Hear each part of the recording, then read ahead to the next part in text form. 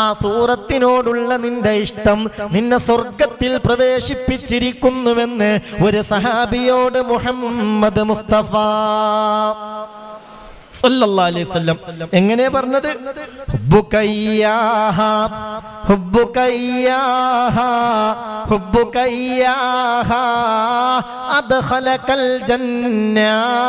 ആ സൂറത്തിനോടുള്ള നിന്റെ ഇഷ്ടം നിന്നെ സ്വർഗത്തിൽ പ്രവേശിപ്പിച്ചു. ഇനി നീ പഴക്കൂല. ഇനി നിന്റെ മരണഘട്ടത്തിൽ പിശാചിന് നിന്റെ അടുത്തേക്ക് വന്നിട്ട് നിന്നെ പഴപ്പിക്കാൻ കഴിയൂല. ഈ സൂറത്തിന്റെ നിയന്ത്രണം കൊണ്ട് നീ രക്ഷപ്പെടും എന്ന് മുഹമ്മദ് മുസ്തഫ സല്ലല്ലാഹു അലൈഹി വസല്ലം. ഒരു തവണ ഒരാൾ മനസ്സറിഞ്ഞോതിയാൽ ഖുർആന്റെ 1/3 ഓതിയത് പോലെയാണെന്ന് മുഹമ്മദ് മുസ്തഫ സല്ലല്ലാഹു അലൈഹി വസല്ലം.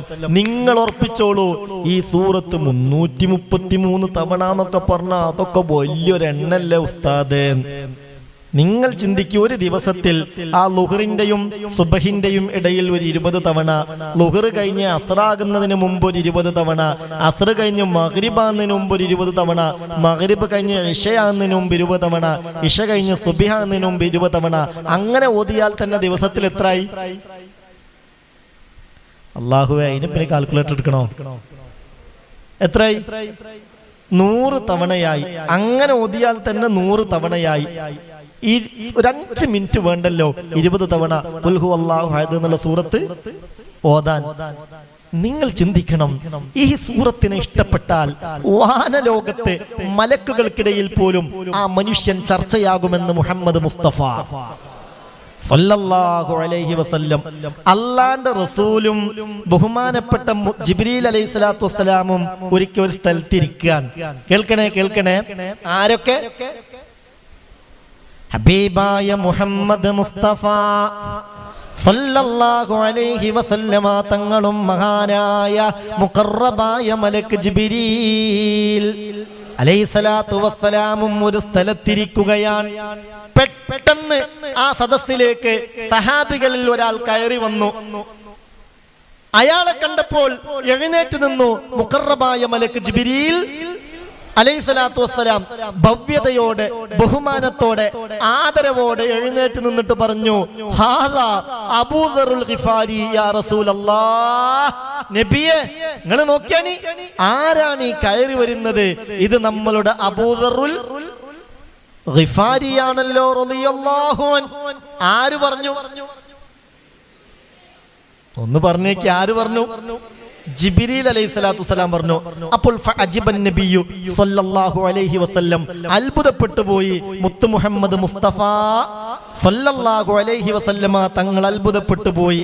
ഹബീബായ നബി തങ്ങൾ ജിബ്രീൽ അലൈഹിസ്സലാത്തു വസ്സലാമിനോട് ചോദിച്ചു, അവ തഅരിഫുഹു യാ ജിബ്രീൽ, അല്ല ജിബ്രീലേ, നിങ്ങൾക്ക് ഇദ്ദേഹത്തെ അറിയോ? നിങ്ങൾ അത്ര വലിയ പ്രസിദ്ധനൊന്നുമല്ലല്ലോ ഈ സഹാബി വര്യൻ. ഈ അബൂദറുൽ ഗിഫാരി തങ്ങൾ അത്ര വലിയ പ്രശസ്തനോ പ്രസിദ്ധനോ ഒന്നും അല്ലല്ലോ. അദ്ദേഹത്തെ കണ്ടപ്പോൾ അത്ഭുതത്തോടുകൂടി എഴുന്നേറ്റ് നിന്നിട്ട് ഇതാ അബൂദറുൽ ഗിഫാരി വരുന്നു എന്ന് നിങ്ങൾ പറഞ്ഞല്ലോ ജിബ്രീൽ. അവ തഅരിഫുഹു യാ ജിബ്രീൽ, നബിയേ അറിയുമോ എന്നാണോ നിങ്ങളുടെ ചോദ്യം? നിങ്ങൾക്ക് കേൾക്കണോ നബിയേ? ഹുവ അശ്ഹറു ഇൻദനാ മിൻഹു മിൻകും യാ റസൂലല്ലാഹ്. ഹുവ അശ്ഹറു ഇൻദനാ മിൻഹു മിൻകും യാ റസൂലല്ലാഹ്.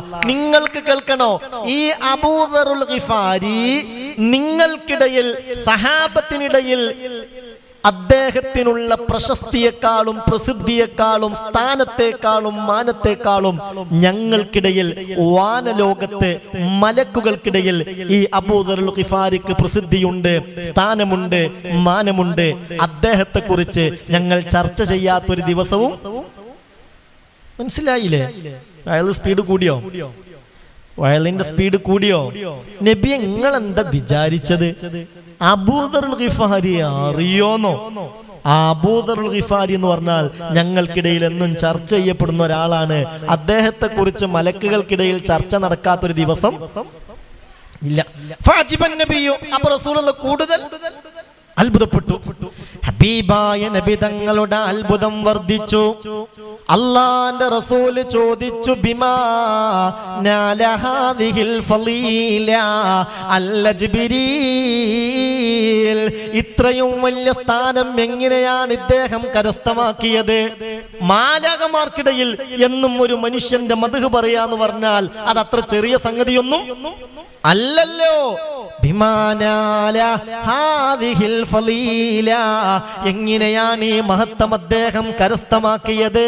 അതിന് മഹാനായ മുത്ത് റസൂലിന് ജിബ്രീൽ അലൈഹിസ്സലാത്തു വസ്സലാം കൊടുത്ത രണ്ട് മറുപടി, രണ്ട് കാരണങ്ങൾ ഉള്ളത് കൊണ്ടാണ് ഈ മനുഷ്യൻ മലക്കുകൾക്കിടയിൽ പോലും വലിയ ചർച്ച ചെയ്യപ്പെടുന്ന ബഹുമാന്യനായ വ്യക്തിയായി മാറിയത്. രണ്ട് ഗുണങ്ങൾ ആ മനുഷ്യനിലുണ്ട്. ഏതാണ് രണ്ട് ഗുണം?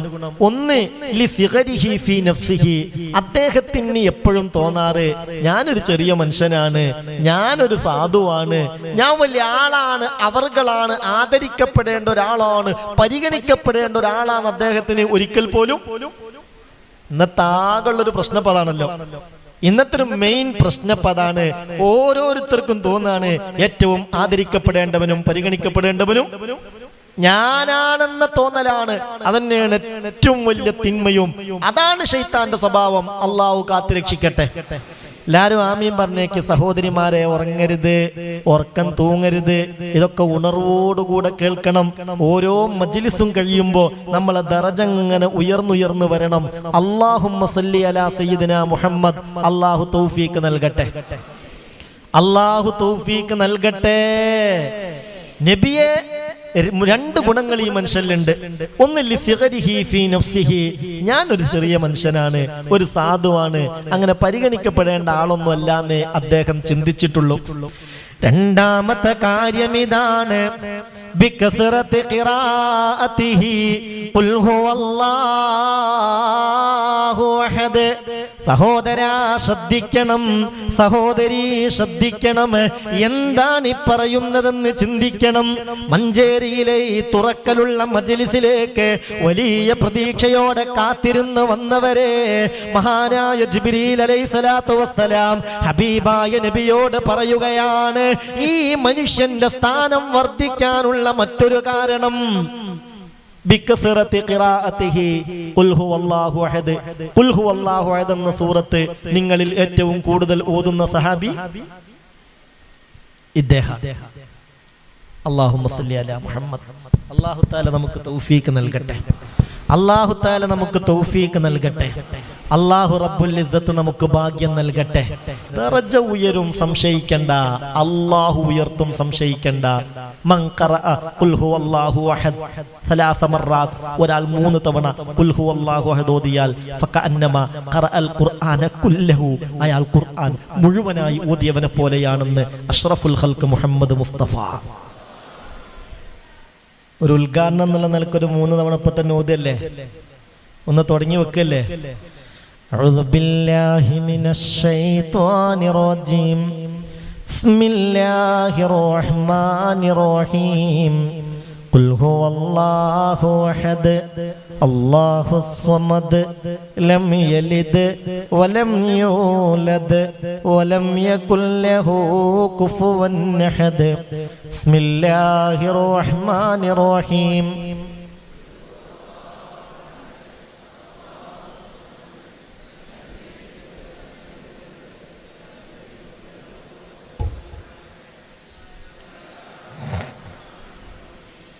ഖുൽ ഹുവല്ലാഹു അഹദ്